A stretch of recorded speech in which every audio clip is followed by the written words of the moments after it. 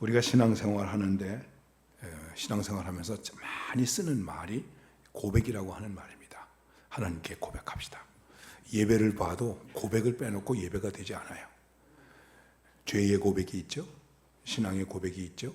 또 찬양으로 하나님께 고백하죠. 이렇게 고백하는 것입니다. 고백이라고 하는 말을 영어로는 confession이라고 얘기를 하는데, 그 confession이라고 하는 말에는 두 가지 의미가 있습니다. 하나는 C-O-N, con이라고 하는 것은 무슨 뜻이 있냐면 함께, 모두. 그 다음에 fashion, fast라고 얘기하는 이것은 말하다 하는 뜻이 있습니다. 제가 영어를 잘해서 말씀드리는 것이 아니라 교수, 영어로 professor라고 말하는데, 프로라고 하는 말은 앞에서, professor라고 하는 것은 말하는 사람, 앞에서 말하는 사람을 professor 이렇게 말하는 것입니다. 그러니까 confession이라는 것은 고백하는데 모두 고백한다. 그리고 함께 고백한다. 우리의 신앙 고백의 특징은 무엇이냐면 모두 고백하는 것입니다. 나의 죄를 남김없이 고백하는 것입니다. 내가 하나님께 사랑을 고백한다면 그 사랑을 남김없이 고백하는 것입니다. 그리고 함께 고백하는 것입니다. 나 혼자 고백하는 것으로 끝나는 것이 아니라 함께 고백하는 것입니다. 어떤 분이 기도할 때 이렇게 기도하죠. 그게 잘못됐다는 것은 아닙니다. 나의 하나님, 나의 하나님. 성경에도 나의 하나님, 나의 하나님. 예수님도 나의 하나님, 나의 하나님 그러셨습니다. 그러나 우리는 다 함께 고백할 때 어떻게 해야 되겠습니까? 우리 하나님. 나의 하나님만이 아니고 우리 하나님. 그래서 하늘에 계신 나의 아버지. 이게 아니고 하늘에 계신 우리 아버지. 그런데 고백을 한다고 했을 때에 그 고백 속에는 여러 가지 의미가 담길 수 있습니다. 상황에 따라서 고백이 달라져요. 때에 따라서 고백이 달라져요. 내용에 따라서 고백이 달라져요. 상대에 따라서 고백이 달라져요. 근데 우리들이 하나님께 믿음을 고백한다고 할 때에는 가장 기본적으로 세 가지가 있습니다. 그 첫째는 누구에게 고백하는가? 내가 누구에게 고백하는가? 그리고 무엇을 고백해야 되는가 하는 고백에 대한 확실한 자기 사실이 있어야 돼요. 이것을 우리는 knowledge 이렇게 말하는 것입니다. 지식으로서의 고백, 알므로서의 고백. 알아야 얘기할 수 있지 않겠습니까? 하나님을 알아야 하나님께 대한 고백을 할 수 있지 않겠습니까? 상대를 알아야 내가 고백을 할 수 있지 않겠습니까? 그리고 두 번째는 그 안 것에 대해서 혹은 깨달은 것에 대해서 이해하는 것에 대해서 내가 동의하는 것입니다. 신뢰하는 것입니다. 그리고 마지막으로 그러므로 내가 이렇게 해야 되겠다라고 하는 자기의 의지와 결단을 가지고 고백하는 것입니다. 이거를 고백의 지, 정, 의 이렇게 말할 수도 있는 것입니다. 그냥 고백하는 것이 아닙니다. 다 아시는 대로 내가 한 여자를 혹은 한 남자를 알았습니다. 그 다음에 믿을만 하네. 내 평생을 맡길만 하네. 신뢰를 합니다. 그렇기 때문에 그 다음에 뭐라고 말합니까? 사랑합니다. 우리 결혼합시다. 의지죠. 결단이죠. 고백이라고 하는 것 속에는 단순한 게 아니라고 하는 것이죠. 간단하게 한다고 하더라도. 그러니까는 우리의 고백이 어떤 고백이어야 되느냐 하는 것은 굉장히 중요한 것입니다. 내가 지금 어떤 고백을 하고 있는가? 그리고 이 고백을 할 때 어떤 마음으로 하고 있는가 하는 것이 굉장히 중요한 것입니다. 오늘 성경 말씀은 사도 바울의 고백입니다. 이 말을 사도 바울의 자기 고백이다 이렇게 말할 수도 있습니다. 서신서를 읽어보면 바울이 자기에 대한 고백을 하는 내용들이 많이 있습니다. 근데 그 중에 오늘의 고백은 어떤 배경을 가지고 있는가? 아시는 대로 고린도 교회는 바울이 아테네 고린도에 가서 1년 반을 머물면서 개척하고 교회를 만들었습니다. 근데 거기서 좀 힘들었어요. 마음이 힘들었습니다. 그리고 그 교회를 떠났습니다. 그런데 자꾸만 바울의 귀에 소문이 들렸습니다. 이 말씀을 기록할 때는 에베소에 있었는데 고린도 교회 교인이 바울에게 와서 교회에 분열이 생겼습니다. 분란이 일어났습니다. 교회에 파가 생겼습니다. 베드로 파가 있고 아볼로 파가 있고 바울 파가 있고 누구 파가 있고 우리 교회가 지금 힘듭니다. 어렵습니다. 그리고 또 그것만이 아니라 교회 안에 또 못된 일들이 생겼습니다. 교회 안에 여러 가지 부정한 일들이 생겼다는 거예요. 요즘에 우리 한국 교회도 그런 일들이 많이 있지 않습니까? 근데 그런 거 일일이 다 얘기하기는 어렵고 어쨌든 교회가 힘듭니다. 그런데 또 그 교회 안엔 너무 잘 믿는 사람들이 많아. 방언도 하고 열심도 있고 뭐 이런 그런 교회에 문제가 많이 생겼어요. 바울이 너무 마음이 안타까웠습니다. 그래서 그러지 말고 좀 믿음 생활 잘하자. 이런 마음으로 쓴 첫 번째 편지가 고린도 전서입니다.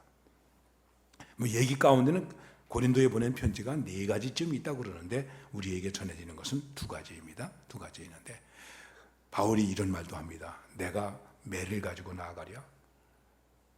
너무나 마음이 섭섭하고 아마 화가 나서 그랬을 거예요. 그 편지를 디모데에게 주어서 고린도 교회에 가서 전해라 했습니다. 그리고 고린도 교회 때문에 염려하고 있는데 디모데가 고린도에서 돌아와서 바울에게 아주 좋은 소식을 전했어요. 고린도 교회가 편안해졌습니다. 아주 안정됐습니다. 그래서 그 소식을 듣고 너무 기뻐서 다시 그들을 격려하기 위해서 쓴 2번째 편지가 고린도 후서입니다. 그래서 고린도 후서의 초반부에 보면 그들을 위로하는 이러한 얘기들이 나옵니다.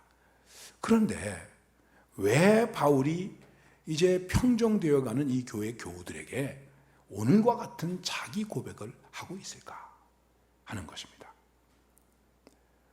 여러 가지로 우리가 얘기할 수 있겠습니다만은 또 제가 바울의 마음을 확실하게 알지는 못하지만 말씀을 묵상하면서 생각하는 것은 무엇이냐면은 바울이 그래 이제 교회가 편안해졌지, 편안해져 가고 있지, 참 감사하다, 기쁘다.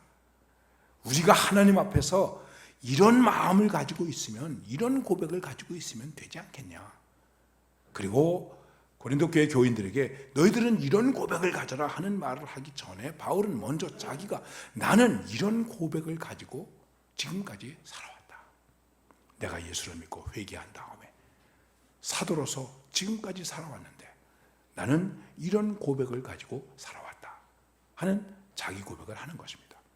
그러면서 이런 고백을 가지고 살면 우리 교회에, 우리의 신앙생활에 무슨 문제가 있겠느냐.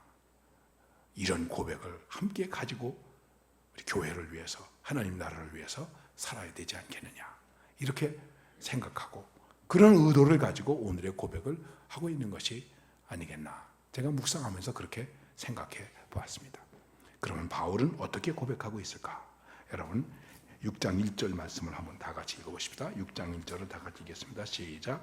우리가 하나님과 함께 일하는 자로서 너희를 권하노니 하나님의 은혜를 헛되이 받지 말라. 바울이 고백하는 가장 중요한 고백은 무엇이겠습니까? 나는 하나님과 함께, 이것입니다. 물론 하나님과 함께 일하는 자라고 얘기하고 있습니다. 우리는 일합니다. 봉사합니다. 섬깁니다. 예배합니다. 여러 가지 일을 많이 합니다. 그런데 누구와 함께 하는 것입니까? 이게 중요한 것입니다. 아주 단순한 거예요. 하나님과 함께. 하나님과 함께냐. 그리스도인의 모든 일은 물론 사람과 함께 동역하는 것이긴 하지만 가장 우선되어야 되는 것이 무엇이냐 하면은 하나님과 함께. 그런데 이 하나님과 함께를 잃어버리고 사람과 함께, 그러면 누구 편이 되고 누구 파가 되고 그래서 문제가 생기는 거예요. 하나님과 함께. 이 하나님과 함께라고 하는 말 속에는 여러 가지가 있겠지만은 이 말 속에서 중요한 의미가 몇 가지 있는데 그것은 무엇이냐면 하나님과 가까이 있었다. 하나님의 곁에 있었다. 하나님이 우리에게 뭐라고 약속하시죠? 어떤 하나님이라고 말씀하셨죠? 나는 임마누엘이다. 하나님이 우리와 함께 계시다. 예수님의 이름이 무엇입니까? 임마누엘이에요. 그러면서 여러분과 저의 이름은 무엇이어야 될까요? 임마누엘이죠. 하나님과 함께, 가까이. 여러분, 하나님과 가까이 계셔야 돼요. 멀리 하려고 하지 마세요. 하나님과 가까이 하기 위해서 우리가 해야 될 것이 무엇입니까? 교회를 가까이 해야 돼요. 이 코로나 때문에 교회를 가까이 하기가 좀 힘들었죠. 그러니까 어떤 사람들이 뭐 교회 이제 대강 가도 되겠구만, 뭐 인터넷으로 예배 드려도 되는데 뭐 이런 생각을 하는 사람이 있을 거예요. 여기 있는 분들은 한 분도 그런 분이 아니고 저 다른 데 좀 있을 거예요. 그렇죠? 아니죠. 가까이. 현실적으로 실전적으로 여러분과 제가 하나님과 함께 하기 위한 구체적인 모습이 무엇일까요? 교회와 가까이, 말씀과 가까이, 찬양과 가까이, 기도와 가까이. 할렐루야. 네. 하나님과 함께해요. 나는 하나님의 파트너다. 그리고 그 다음에 언제나 하나님 편이라는 거예요. 우리는 누구 편에 서겠습니까? 하나님 편에. 모세가 시내산에서 십계명을 가지고 내려왔을 때 백성들이 방자하게 우상 숭배하고 있지 않았습니까? 그때 뭐라고 말합니까? 하나님 편에 설 사람 이쪽으로 오라. 그래가지고 말씀의 편에 설 사람들이 모세 쪽으로 건너오고 그 다음에 거기 지진이 나서 사람들이 멸망당하지 않습니까? 누구 편에 있는가? 하나님 편에 있다. 어떠한 경우가 있더라도 어떤 상황이 있더라도 나는 누구 편이라고? 하나님 편이다. 여러분, 나는 누가 뭐래도 당신 편이야? 그러면 얼마나 좋겠어요? 얼마나 든든하겠어요? 그런데 나는 어떤 상황이 있더라도 하나님 편이다. 그런데 하나님 편이라고 할 때에, 하나님과 함께 있다고 할 때에, 또 하나님과 가까이 한다고 할 때에 거기 전제되어야 할 것이 있습니다. 그것이 무엇일까요? 하나님의 은혜가 있었다는 것이죠. 하나님의 은혜 때문에 나는 하나님과 함께하고 있다. 근데 그 은혜가 어떤 은혜일까? 하나님의 은혜가 많죠. 여러분들도 하나님의 은혜를 말하라고 하면 말할 수 없는 하나님의 은혜를 말할 수 있겠죠. 그런데 바울에게 있어서나 여러분과 저에게 있어서 하나님의 은혜는 어떤 은혜일까? 가장 기본적인 은혜가 무엇일까? 이건 간단하게 말하면 이렇게 말할 수 있는 것입니다. B씨와 A씨가 분명한가? B씨라는 것은 무엇이냐면 before Christ, 예수님 이전과 A씨, after Christ, 예수님 이후가 분명한가? 여러분, 이게 그리스도인이 가져야 할 은혜의 가장 기본이에요. 이게 있어야 돼요. 이거 잊어버리면 안 돼요. 어떤 사람은 나는 모태신앙이야 이렇게 말하는 사람도 있습니다. 그러나 내가 정말 주님을 깨닫고 주님을 나의 구주로 영접하고 믿음을 감격스럽게 고백하고 찬양하고 눈물을 흘리고 그런 확신이 있었는가? 그런 확신이 모태신앙임에도 불구하고 없어진 사람들이 꽤 있습니다. 꽤 있습니다. 바울은 이게 분명했거든요. 예수 믿기 전에 나는 회방자요, 핍박자요, 죄인 중에 괴수다. 그런데 after Christ, 예수님 이후에 나는 어떻게 되었는가?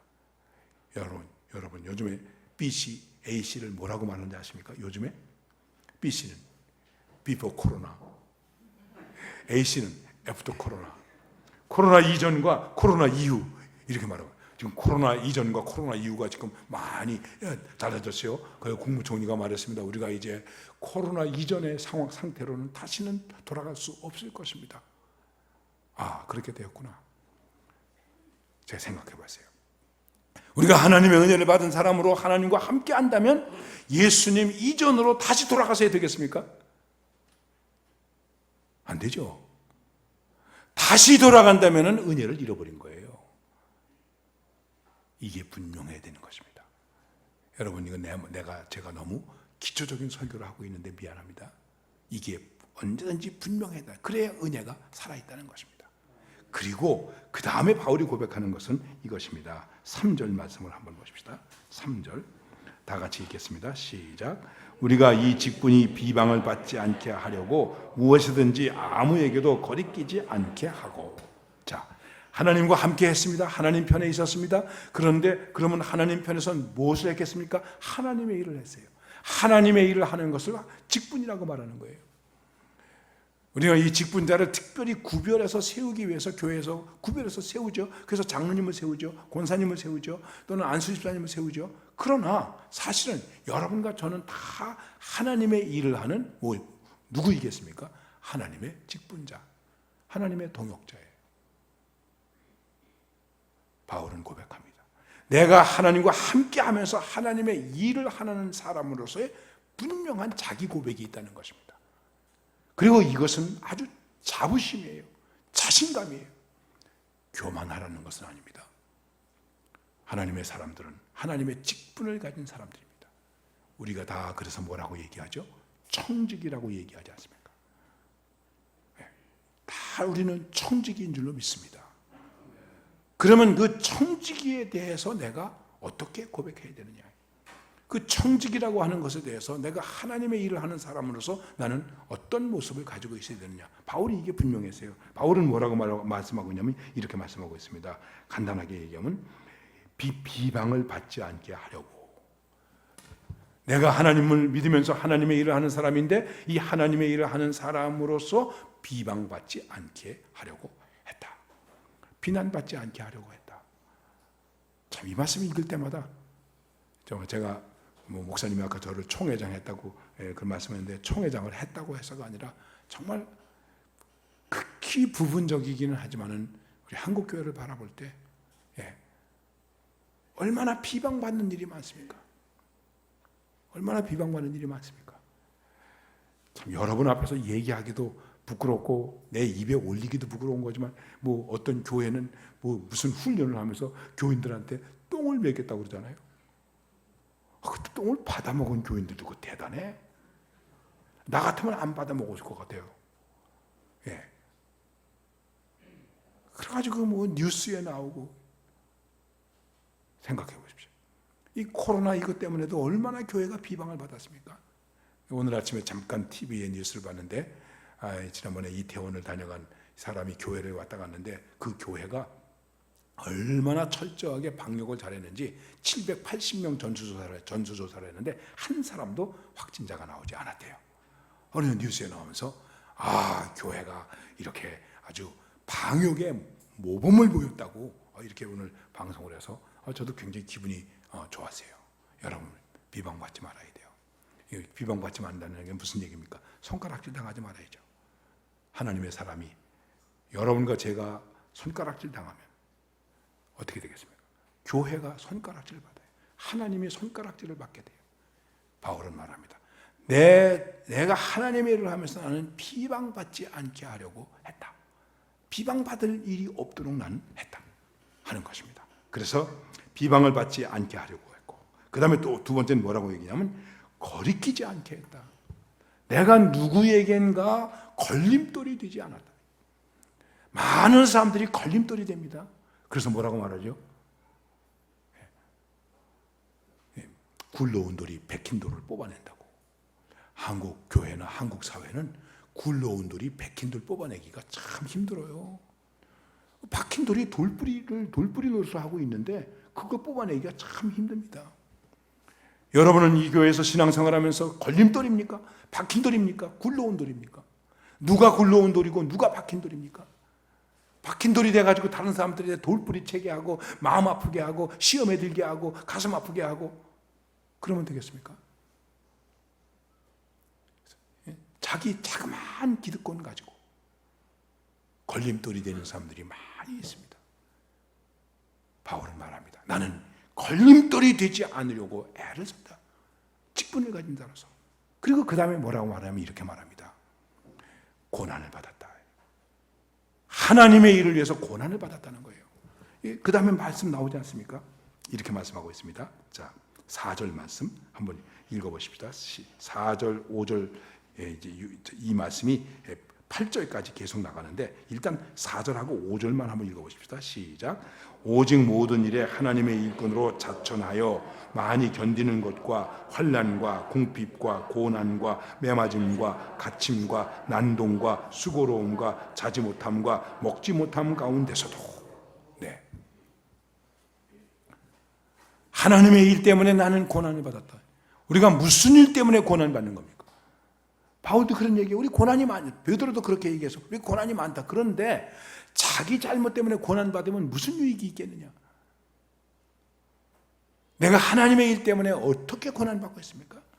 바울이 고난 받은 거 얘기합니다. 하나님의 일꾼으로 자천하면서 많이 견뎠다. 환난을 견뎠죠. 궁핍과 고난과 매맞음과 갇힘과 난동과 수고로움과 자지 못함과 먹지 못함 가운데도 나는 견뎠다. 어떻게 견뎠냐 하면 이렇게 견뎠습니다. 깨끗함과 지식과 오래 참음과 자비함과 성령의 감화와 거짓이 없는 사랑과 진리의 말씀과 하나님의 능력으로 의의 무기를 좌우에 가지고 내가 견뎠다. 내가 견뎠다. 어떤 일에도 견뎠냐면 이렇게 말합니다. 여러분 한번 8절 말씀을 다 같이 읽어보세요. 시작. 영광과 욕됨으로 그러했으며 악한 이름과 아름다운 이름으로 그러했느니라. 우리 아멘. 내게 영광스러운 일이 있든지 욕먹는 일이 있든지 누가 나를 높이든지 나를 낮추든지 누가 나를 비난하든지 칭찬하든지 그런 거에 관계없이 나는 견뎠다. 그러면서도 뭐라고 말하고 있냐면 나는 하나님의 일꾼으로 자천하면서 살았다. 내가 하나님의 일꾼이라고 하는 사실에 대해서 조금도 물러서지 아니하고 누가 뭐라고 그러든 남이 잘한다 그래서 하고 못한다 그래서 안 하고 그러는 것이 아니고 나는 하나님의 일에 대해서 언제든지 내가 스스로 용기 있게 나섰다. 나는 하나님의 사람으로 존재하는 것에 대해서 자천하는 존재였다. 누가 하면 하고 안 하면 안 하고. 목회하다 보니까 그런 얘기가 있어요. 목사님이 말씀하면 말 들을 거예요. 여러분들도 그렇습니까? 그래서 아니 난 그렇게 안 하겠다고. 집사님 난 그거 그렇게 안 할 거예요. 왜요? 아니 기도하면서 자기 믿음으로 하는 거지. 내가 하란다고 하고 안 한다고 안 하라고 안 한다면 어떡합니까? 나중에 목사님이 하라고 해서 했더니 그냥 요모양 욕골됐다고 그 원망하면 어떡하냐고. 여러분 자천해서 하십니까? 아니면 누가 등 밀어서 합니까? 자천해서 해야 돼요. 이 모든 괴로움을 자천하는 가운데 나는 감당했다는 것입니다. 자, 이게 바울의 고백이에요. 하나님은 오늘 바울을 통해서 우리에게 어떻게 믿음을 고백하게 만드는가? 하나님과 함께 하는 사람이다. 그 하나님의 은혜를 가진 사람이다. 그리고 그 속에서 하나님의 일을 하는 사람이다. 근데 그 일을 나는 자천해서 했고 고난을 견디면서 일했다.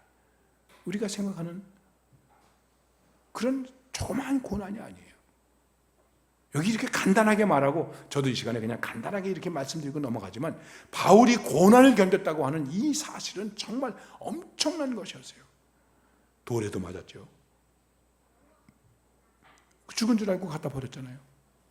그래도 일어나가지고 다시 자기를 돌로 때린 그 성에 들어가서 복음을 전하잖아요. 바울은 그렇게 전했습니다.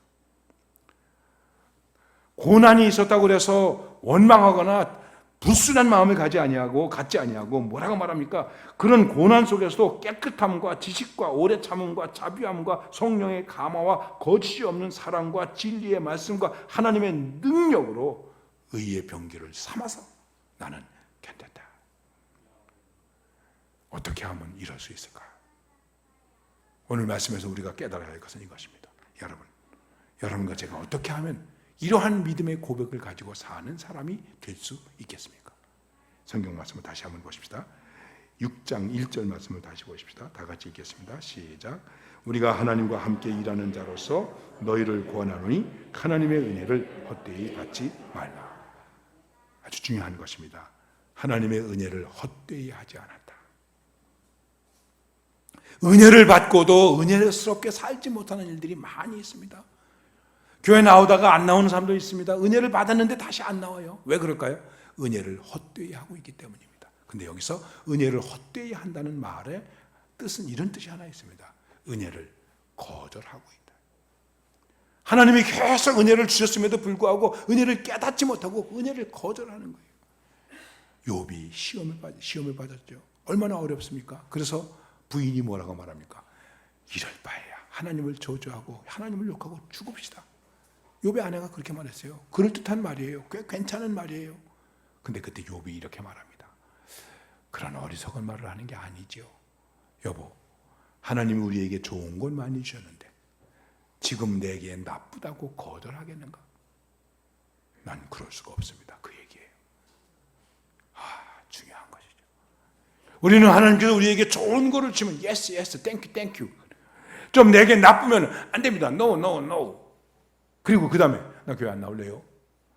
나 안 믿을래요? 11주도 안 할래요? 그리고 배짱을 부려. 그리고 또 뭐라고 그러는지 아십니까? 하나님 손해지면 나 손해입니까? 여러분, 하나님이 손해보시겠습니까? 많은 사람들이 은혜를 헛되이 해요. 자기에게 좋으면 은혜고 자기에게 나쁘면 은혜가 안 되는 거예요. 거절하는 거예요.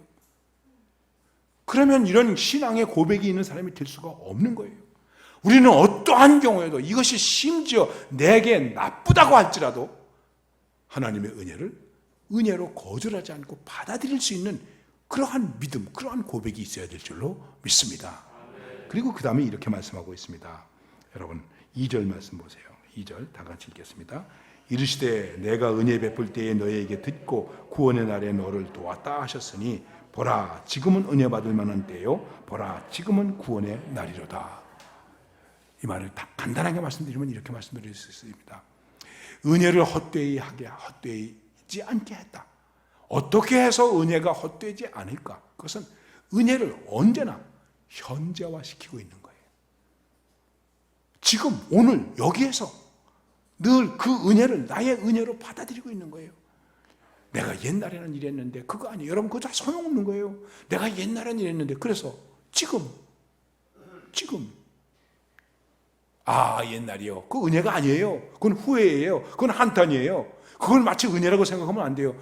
옛날에 아니에요. 지금 은혜를 현재화하고 있다는 것이죠. 현재화하고 있습니까? 하나님의 은혜가 지금 내게 어떻게 힘이 되고 있는가? 어떻게 능력이 되고 있는가? 하는 것입니다. 언제나 지금입니다. 그렇죠?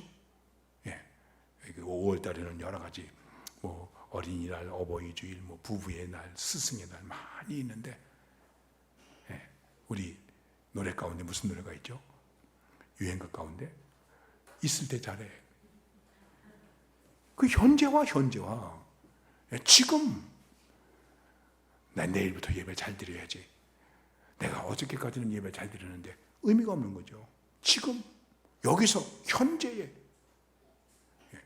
여러분 우리의 신앙의 핵심의 때는 지금이에요. 이단은 종말을 강조해요. 아니에요. 우리는 지금이에요. 그래서 주님이 뭐라고 말씀하십니까? 강도에게 내일 천국에서 만나자 아니고 오늘 내가 나와 함께 낙원에 있으리라. 오늘 이 집에 구원이 이르렀다. 오늘 우리에게 은혜가 있고 오늘 우리에게 기쁨이 있고 오늘 우리에게 평화가 있고 오늘 우리에게 충만이 있고 오늘 우리에게 하나님이 함께 하시는 능력이 있는 줄로 믿습니다. 그 지금 있어야죠. 지금 있어야 내일을 견디죠. 지금 없으면 어떻게 됩니까? 은혜를 현재화시켰다. 그리고 이렇게 말씀하고 있습니다. 여러분 다시 한번 아까 이제 8절 마지막 보면 우리는 속이는 자 같으나 참되고 9절과 10절을 읽어보십시다. 시작. 무명한 자 같으나 유명한 자요 죽은 자 같으나 보라 우리가 살아있고 징계를 받는 자 같으나 죽임을 당하지 아니하고 근심하는 자 같으나 항상 기뻐하고 가난한 자 같으나 많은 사람을 부유하게 하고 아무것도 없는 자 같으나 모든 것을 가진 자로다. 아멘. 한마디로 뭐라고 얘기하시겠습니까? 이 말씀은 은혜를 헛되게 하지 않고 그 은혜를 현재화했기 때문에 현재화시키면서 내 삶을 역전시켰다는 거예요. 반전시켰다는 거예요. 그래서 우리는 속이는 자 같으나 참되고 무명한 자 같으나 유명한 자가 되었고 죽는 자 같으나 우리가 살아있고 징계를 받는 자 같으나 죽임을 당하지 아니하고 근심하는 자 같으나 항상 기뻐하고 가난한 자 같으나 많은 사람을 부유하게 하고 아무것도 없는 자 같으나 모든 것을 가진 자로다. 이렇게 역전시킨다는 거예요. 여러분 하나님의 은혜를 받으셨습니까? 은혜의 고백이 있습니까? 그 은혜의 고백이 은혜의 힘이 내 인생을 역전시킵니까? 죽음 가운데서도 생명으로 역전시킵니까? 가난하지만은 부한 자로 나를 역전시킵니까? 없는 자 같지만은 있는 자로 나를 역전시킵니까? 내 삶을 어떻게 역전시키고 있습니까? 고난이 오면 내 믿음의 고백은 아무것도 아닙니까? 그럼 그것이 믿음입니까? 이런 얘기가 있죠. 눈꽃은 눈보라 속에서 핀다. 눈꽃이 피려면 눈보라가 이뤄야 돼요. 우리에게 역경이 있습니다. 환난이 있습니다. 코로나가 있습니다. 무서운 것이 있습니다. 그 속에서도 우리는 뭘 피워야 될까요? 은혜의 꽃을 피워야 돼요. 그것이 우리의 인생을 역전시키는 거예요. 반전시키는 거예요. 시간이 좀 갔는데 얘기 하나 하고 마치겠습니다. 여러분 잘 아시는 대로 나 같은 죄인 살리신 주 은혜 놀라와 라고 하는 찬양 잘 아시죠? 뉴턴이라고 하는 목사님이 이 찬송을 만들었는데 그는 노예 장사하는 배의 선장이었어요. 돈도 많이 벌었죠. 나중에 인생이 이렇게 살아야 되겠느냐. 그리고 정말 회개하고, 그래서 어메이징 그레이스라고 하는 기독교 영화도 나온 적이 있습니다. 혹시 클릭해서 보셔도 됩니다. 그리고 그는 영국 성공의 사제가 되었습니다. 정말 나 같은 이 노예 장사를 하던 이놈이 하나님의 사람이 되었구나. 그리고 그는 주님의 은혜가 놀랍다고 하는 마음으로 나 같은 죄인 살리신 Amazing Grace 하는 노래를 만든 겁니다. 나이가 많이 들었습니다. 기억력도 사라졌습니다. 눈도 보이지 않습니다. 말했습니다. 목사님, 이제는 기억력도 없고 그런데 지금 인생 사는 것이 어떻습니까? 난 두 가지만 알면 돼. 뭔데요? 내가 죄인이라는 것을 알고 예수님이 나의 구주라는 것만 알면 되지. 살았어요. 이것이 그의 인생의 힘이 된 거예요. 마틴 루터 킹 목사가 흑인 민권 운동을 했죠. 워싱턴에서 그 수십만의 흑인과 사람들이 모인 자리에서 I have dream이라고 하는 제목으로 설교했습니다. 연설했습니다. 그리고 나서 마치 모든 그 당시 60년대만 하더라도 흑인들이 얼마나 어려웠습니까? 다 일어나가지고 그들은 손을 잡고 부르는 노래가 뭡니까? Amazing Grace. 이 노래를, 이 찬양을 불렀어요. 만델라가 27년 동안 감옥살이를 했습니다.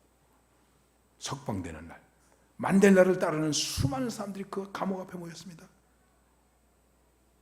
만델라는 그 수많은 사람들과 함께 찬양했습니다. Amazing grace, how sweet the sound. 나 같은 죄인 살리신 주 은혜 놀라워. 감옥살이 27년을 이 찬송으로 반전시킨 거예요. 9.11 테러가 났죠. 3,000명이 한꺼번에 죽었어요. 쌍둥이 빌딩에. 제가 거기 갔다 왔어요. 거기 이런 글도 있더라고요. Baby in mother's tumb. 어머니 뱃속에 있는 아기.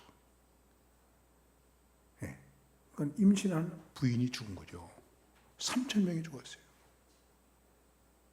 미국 시민들이 다 몰려왔죠. 얼마나 이를 갈고 소리 쳐야 되겠습니까?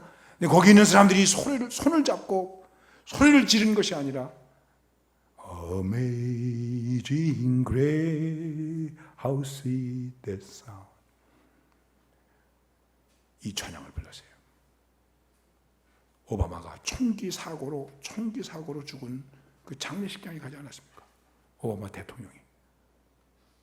무슨 위로의 말을 할 수 있겠습니까? 거기서 그는 나 같은 죄인 살리신 주 은혜 놀라워 찬양을 불렀습니다. 이 하나님의 은혜가 우리의 삶을 반전시키는 거예요.